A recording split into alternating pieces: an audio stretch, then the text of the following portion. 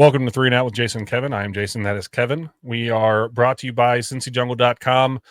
We are on YouTube as a part of the Orange and Black Insider. It's not just Kevin and I, but it's Anthony and John over at OBI. And then we are a proud member of the Believe Network. Our channel is Believe in Cincy. It's Kevin and I at 3 and Out. It's John and Anthony at OBI. And then it's Matt and Willie No Ball and Talking Football with Bengal Jim and Friends. So even during the off season, which we're at, there's Bengals content. I don't know if it's every day right now, but it's close. It's close to every day. So, that's the way the NFL set it up, man. They have managed to turn the football into an all-year event. And I'm about it. I don't really follow the other sports. I'll watch a little basketball here and there, watch some hockey if I can. But the fact that I can obsess about football in a variety of different ways year-round is the greatest thing to ever happen to the sport, in my opinion. It is a media monster. And in the fact that, like, when you consider that the NFL draft is like prime time TV, and I know that like the NBA draft and Major League Baseball draft, like those are televised. I've never watched them. I like the NBA. I know you said you're not a big. I watch NBA games. I've never once watched a draft ever. I never missed the NFL draft ever. And can you imagine a combine for another sport that you would ever watch? No. The combine's the most boring thing in the world, and I watch it all the time. I will seek it out on YouTube and stuff like that is what I do. I seek out like individual players to see how they performed and everything else. Okay. But Okay. So obviously that's going to be the topic of the discussion today because that's where we're at. Super Bowl's over. The combine is began today. Today we're recording this Wednesday, so you'll see this on Thursday. But the NFL hopefuls have descended upon Indianapolis, and it's in full swing. So the way it works is I don't have the schedule pulled up now, but they bring different position groups in, and they have these position groups talk with the media one day, and then the next day, they have their different wide receivers will do different, 40-yard dashes, agility drills, stuff like that.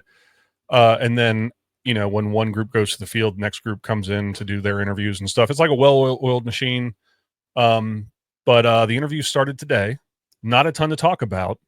But what there is talk about is Duke Tobin. Yes, the Bengals de facto general manager, the director of player personnel, Duke Tobin, addressed the media today, and he had a lot of really interesting statements today. And I'll just kick off the first one, which shouldn't be a surprise. But he said that they are going to they're prepared to make Ja'Marr Chase the highest paid non-quarterback in NFL history, which should be a surprise to nobody. Absolutely no one. What's a surprise is that Duke Tobin said it. If you follow this team at all, he wouldn't even confirm 100% that they were going to extend Burrow. That's just the way Duke Tobin is. You tend to have to read between the lines, which is frustrating to some, and I get it. But he'll never say, "Oh, I promise you we're going to get this done," or anything similar to that. So the fact that he said we're prepared to make Ja'Marr Chase the highest paid non-quarterback in the NFL is maybe the closest thing to a guarantee I've ever heard come from Duke. Period. He also seemed relatively confident in Tee. And mostly confident, 60% confident in Trey. Is that how you took it?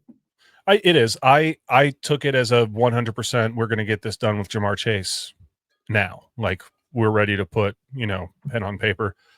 He seems surprisingly confident that they're going to be able to bring T back long term.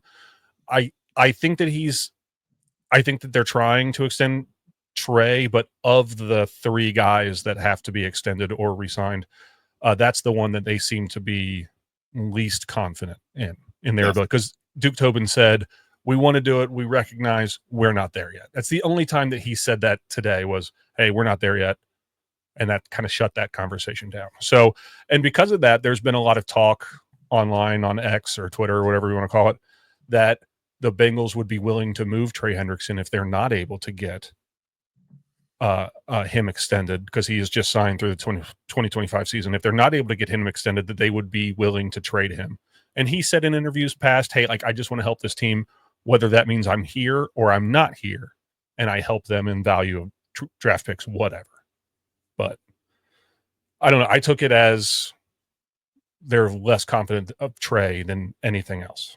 So we'll get to that because we were gonna at the end we were gonna talk about trade value and other stuff. And I do have some thoughts on it. I don't want to get too off topic because I do feel like there were a couple other interesting things that came both from Duke Tobin and from Dan Pitcher. I don't know if you saw his interview, but it opened up some things as far as I'm concerned. With to finish off Duke Tobin, I've seen a lot of people, and when you read it, it does sound a little differently than when you hear it in person. What was your take on his comments on the offensive line? Because a lot of people seem to suggest, oh, hey, it seems like he's pretty confident in this offensive line, which he said good things about the O-line, which is what you do. And then almost immediately said, but we're basically going to be looking for people in free agency or in the draft. I don't think that he meant anything close to, oh, we're good there, I'm not worried about it. I think that he's just like, I'm not going to throw my players under the bus on national TV, but I'm going to let everybody know that, like, everyone's under the microscope. I mean, the reality is, other than tackle, both guard positions need to be addressed. And then, I don't know what you want to do with Ted Karras. He played well at center, but if you want to explore Matt and Lee, something like that, but that's a different topic for a different show. But yeah, I took it as I don't want to throw my players under the bus. That's it. Yeah. I'm just going to, you know what I mean? That's how I took it too. In person, when he's talking, when you can hear the cadence of his voice and the tone of it, it's very, very clear what he's doing, but written down. And especially, I feel like most of what I saw was very selective, kind of rage bait stuff about, like, look what he said about the O-line. Like, but look what he said immediately after what he said. Right. Only half related. This is just a joke. But did you see the O-line coach talking about the line?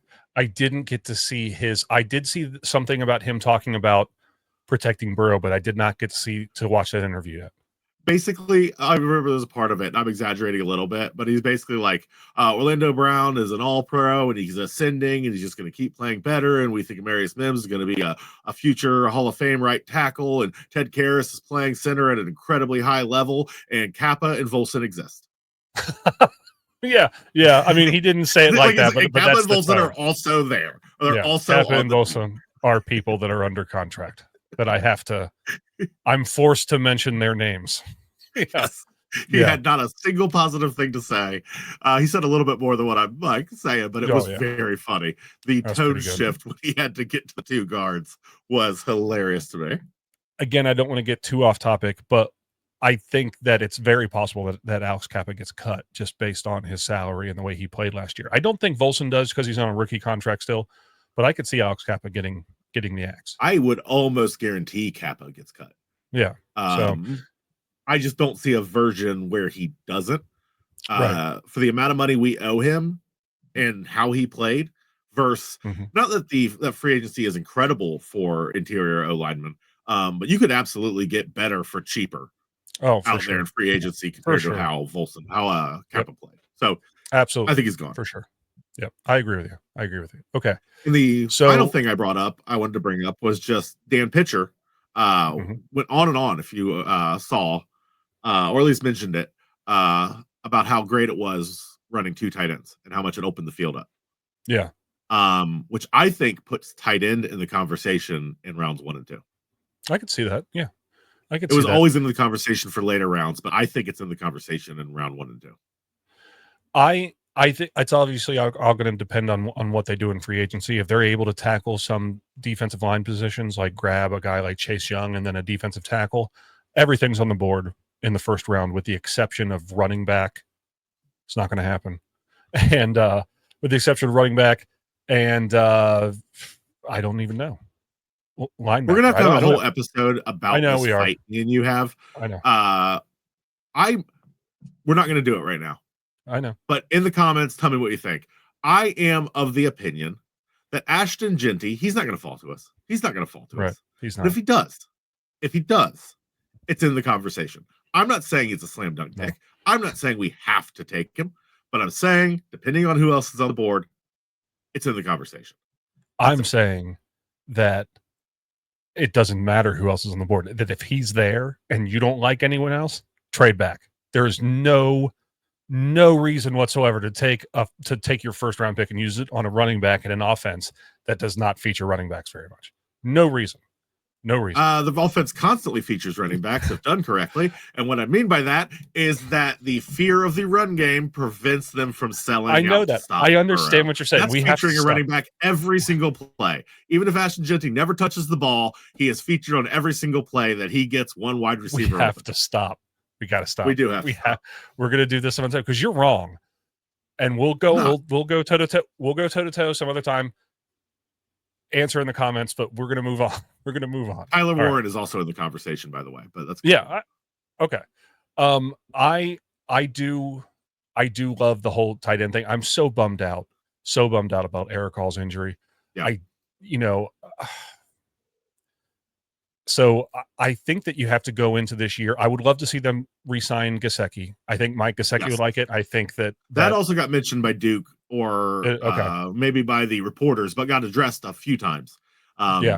He seemed all about re-signing Gesicki, which eventually these tight ends are going to have to learn that it doesn't matter how lucrative a contract outside the Bengals looks. Yeah. You're going to play 1 year of it, then you're going to get cut.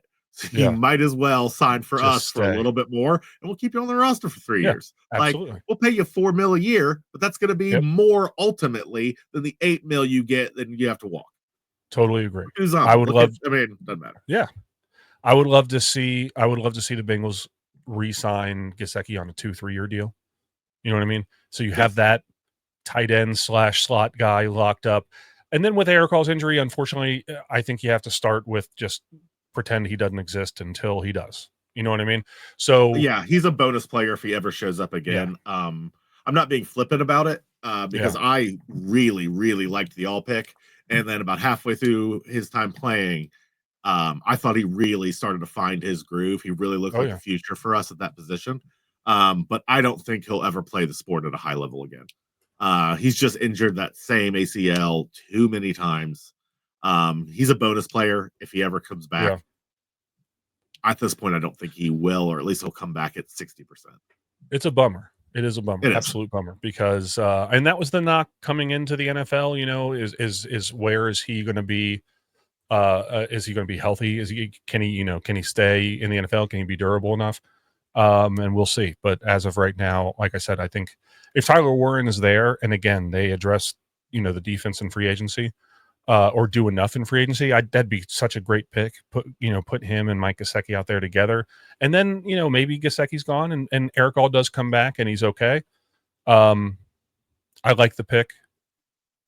I'm going to be, I want them to they have to do things in free agency. And that, again, that's a topic for another show. But, but because we have a slightly different take on the first round of the draft.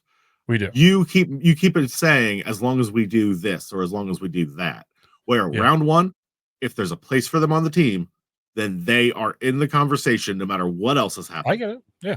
You know what I mean? Because I want the best possible player in round one, no matter what. We don't sign a single D lineman. And Tyler Ward is there. That's still a conversation based off who else is on the board. Yeah. But I understand what you're saying. I totally understand what you're saying is the best player available is always a better strategy than picking for need because you're getting an athlete. You're getting a guy that is going to excel somewhere else if you let him go somewhere else. If they don't address what they have to do in free agency, I'm afraid that they're going to force themselves into a position where they have to do something. But again, like I said, we'll get to that some other time. So the other thing that we wanted to talk about, or go ahead, what were you going to say? I was just going to say, I want to bring this up. I want to talk about this one thing. We keep pushing things down the board. This is a real question. Do you think we are just think back to the way the Bengals value their picks and the way the Bengals consider their picks an investment to a degree that I feel like is more than most teams do. Mm-hmm. And now look at the fact that we drafted 2 D linemen in the last draft. Both of them we think are starter caliber. And then look at the fact that we have Murphy, a first rounder, who I do think that all 3 of them they brought Al Golden in order to get them on the field with playtime. but everybody behaves as if edge or D line is the de facto pick in round one. I could argue the Bengals would say, we already invested in those positions. We're not going to throw away those picks. Chris Jenkins, for example, was a second rounder. That's a high value pick. Right. I could see them not going the way we think they're going to go and instead looking much more heavily at tight end or guard, maybe. Yeah. And then places maybe they haven't invested highly. Right. And then maybe investing money in free agency and depth instead of, right. I mean, I'm not saying it's going to happen. I'm just saying that this certainty everyone speaks of, I don't know if that certainty is as strong in the Bengals front office. I think there's definitely at least a core group of people in there who are arguing we've already invested in those positions. Yeah. We have to see what happens with those investments before we ever like if they draft an edge guy, if they draft Scourton, then they are saying Myles Murphy's never going to be a starter. Yeah, I get what you're saying. I do. I understand what you're saying. I guess I think my headspace is if you want to draft a guy like that and you want to say Myles Murphy's never going to be a starter, the window is like now. The opportunity is now. Like I don't want developmental guys. You know what I mean? I want guys that are ready to go. So, there's a lot of different ways you can build a team. You know what I mean? I think that the thing that both you and everyone else agrees with, you got to have a quarterback, which the Bengals have. Got to have guys to protect him, which they don't have all of that yet. 3 out of 5. And you got to have a good defense, and they don't. So hopefully, though, Al Golden gets the most out of the guys they got. I mean, it could be, things go a lot of different ways. So they could. I'm not saying I think it's going to go any way at all. I am just putting it out there that there could be a different thought process going on behind the scenes than I feel like anybody is addressing. That's I can see that. But I haven't heard anyone else say that. Yeah, I haven't heard anyone else say that, so I could see it. It's a good point. But the final thing you want to talk about was possible trade value. That's where your head's at. So like you said, there's questions about is Trey, if the deal can't get done, is he on the trade block? Right. So go ahead. All right, I was gonna say he said in an interview, like, hey, if they can't extend me, trade me, and then use that pick to win a Super Bowl. Like that's how I want to help this team.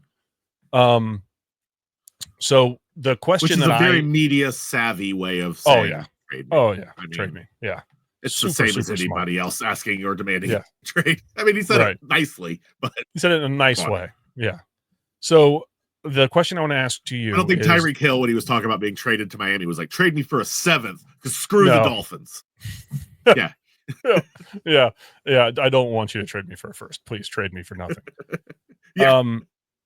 So in the scenario, we both agree the Bengals have the money to not only extend Chase and Hendrickson, but re-sign T and then some. Okay. But let's say they get in a scenario where that's just not going to happen. They've got Chase locked down, and then they have, hey, we have Higgins here and we have Trey here, and there's trade interest in both of them. In your opinion, if you're an NFL GM, who because I can see an argument being made either way. On one hand, you've got an edge rusher that's tough to find, but he's 30 years old. On the other hand, you have a bona fide number one wide receiver, but he's got some injury history. He misses some time. You know what I mean? Sure. Who is more valuable? Who fetches more trade value, in your opinion, if you're a GM? I'm going to argue strongly that this isn't opinion based. It's just true that it's Tee Higgins. It's Tee Higgins for a very, very simple reason. If you're the Bengals trying to sign either one of these people, or you're a different team trying to trade for either one of them, then you are ideally wanting a player for multiple years. Yeah. And if you sign Tee Higgins today to a 3-year deal, in 3 years, you have a value on a still possibly ascending player, or at least a player who's still playing in his peak, in his prime. Trey Hendrickson, on the other hand, is most likely on his way out. If he's not, that'd be great. But if I'm rolling the dice one way or the other, I mean, Trey Hendrickson at 33 is likely not going to be the player he is. He might not even be that player this coming year. Which is not to say we shouldn't re-sign him, because edge guys are hard to find. But if you got to pick, you're picking T. Let me play devil's advocate here. I understood what the team did when 33, 35, however old Andrew Whitworth was, when they said, hey, we're going to go ahead and we're going to draft Cedric Ogbuehi because he's a talented guy. We need to go ahead. He's 35. Whitworth's on his way out, however old he was. And he was an all-pro for 2 years, maybe, won a Super Bowl. And I'm not saying you're wrong, because data says, in general, 30 years old is the wall. And that's why the Bengals act the way that they do. And there's a lot of teams that act. I mean, just in general, hard data says 30 years old is when players' bodies start to break down. They don't perform as well athletically on the field. Yeah. Running backs, it's like 27. I know. So, and you're right, is in the future value, if you have Tee Higgins, is you have some value, 2 years down the road, hey, it's not working out. We can still trade T for whatever. If you give up a first for Hendrickson and 3 years down the line, he's just nothing, then you just lost a first and you lost a lot of money. Like, you know what I'm saying? So, but if you're wrong and Hendrickson doesn't fade out, it's a huge miss, just because pass rushers are hard to find. Edge rushers are tough to find. 17.5 sacks 2 years in a row. And especially the thing that's so mind-boggling to me about his 2025 season, and I think you'd agree, is that he was the only good pass rusher on the whole team all year long. And if you're the offensive coordinator, you're like, hey, they don't have a great pass rush, but we got to deal with Trey Hendrickson because he's getting 4 sacks a game sometimes. So let's put a tight end there. Let's put a running back. And he's still doing it. You know what I mean? Now, I'm like you said, even just how many sacks would he have if he had any pressure on the other side of that D line? I know. In order just to prevent the quarterback a few times from fleeing out the other side of the pocket. Yeah. Like, it is wild. He could have easily been putting up 20, 22 sacks a season. Like, how many times did you see a quarterback step up, or just had a little bit of room to evade, where that if he was there a half a second longer, if they got some pressure up the middle, half a second longer, Hendrickson has another sack. So many times. So I'm kind of interested, because I think that you could make a good argument either way. I do. I don't think either of us are wrong. I don't think either of us are right. Well, you said you're definitively right. I think we're both right in that I think it's worth discussing, but what you've set up is a fake argument, because the real way we both feel is sign them both. Well, yes, that's the way we both actually feel. Yes. Like, if you just for the purposes of trying to debate relative value, I think it's a worthwhile discussion. But you're absolutely correct in that, like, it's completely worth rolling the dice on Trey Hendrickson age, even 100%. If he produces at half the rate. 2 to 3 years from now, he's still a pretty good pass rusher. Like, if he's putting up 9, 10 sacks a season, you're still happy that man's on your team. Like, you know what I mean? That's great. If we're talking relative value, I'm with T, but also the values also states, just sign Trey, man. Yeah, I know. Just sign him. What else you doing? That's the real answer. That's the answer is you got to extend or re-sign both of them. And that's really the way that you got to do that. And if it doesn't work, at least you took a swing. You know what I'm saying? Sure. Don't let it not work and then look back and say what could have been had we done this. Like, do the stuff. Take a swing. Swing for the fence and see what happens. I kind of want to hear, if you're listening, comment. I kind of want to hear, who do you think has more trade value, Tee Higgins or Trey? Just get a. I do want to, what you think. As a final thing, I want to bring this up. I've seen a lot of people talk about, well, what could you get for T? What could you get for Hendrickson? Yeah, like on the open market and trade value. I'm not certain what that answer is. Here's what I am certain: the Bengals will accept nothing less than a second for either one of them, and I'm 100% on this, because I believe Hendrickson and T would both get a third-round comp if they walked, and the Bengals have proven, much to our frustration, over and over and over again, they consider comp picks valuable. They are willing to let, like, Bates walk in order to get a third-round comp. And that's why I'm saying we'll at least get a third. It's because if Bates gets a third, then Hendrickson or T, they're going to get a third. It's that simple. So if you want T or you want Hendrickson, we start at 2 and we move up. I think you can get a first for T from the right team. I think I would agree with that. A third is probably as much as you could get for Hendrickson, just based off age. So I'm not certain Hendrickson is on the trade block. What do you think? I don't know. I think that they could get, I don't know.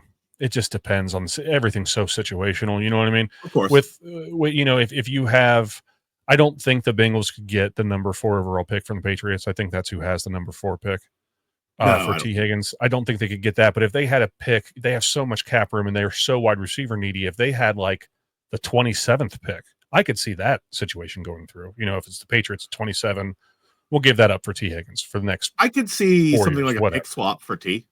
Yeah, I could see that. Yeah, we'll take this. I mean? We give up our first or second and for their first and T. Yeah.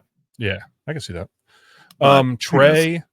Trey's age brings him down, but again, just a good pass rusher. Once you get him, you got to keep him. You just can't let him go. So, and then in the conference again with Allen, Mahomes, Lamar Jackson twice a year, it's got to have quarterback, or you got to have guys who can rush the quarterback. So, got anything else, man? No. We got tight ends tomorrow for interviews. I'd be very, very curious who the Bengals target for their interviews. They only have a limited amount of interviews, so it does tend to say something. And recency bias suggests that they will draft the people they interview. It is almost every player they draft is somebody they had some contact with, whether it's an interview at the combine or a pro day. So keep track of the Bengals met with this, the Bengals met with him, because it is going to matter. You could probably create a pretty accurate short list of Bengals targets based on interviews alone. You don't see them stray from what they are comfortable with doing very often, where they take some. Miles Murphy was one of those picks. When they took him, I was like, what is this? What happened? You know what I mean? But most of the time, you get a decent idea of what they're going to do. So, pay attention to what they do over the next few days. And, So, again, we are on the Orange and Black Insider on YouTube with OBI, which is John and Anthony. And then we're on the Believe Network on Believe and Cincy with John and Anthony at OBI. And then Matt and Willie No Ball. And then Talking Football with Bengal Jim and Friends. We'll be back. We're doing like an every other weekend or every other week thing for the most part right now. But as the offseason picks up and we got the draft coming up, we'll probably be back more often than not. But we'll be back in a couple of weeks. We'll go over combine. And at that point, we'll be ready to start talking some draft. Cool. Yeah. So, that's the exciting stuff. So, all right, man. You got anything else? Nope. That's it. Other than, are we going to try to go live after the draft? Yeah. Maybe we try to go live. I'd like to see if we can talk to people. Maybe a post first round meeting about who they got, what they're going to do, stuff like that. I'd be down for that. So, all right. Well, again, see you later. Thanks for watching, and Hoo Day. Hoo Day.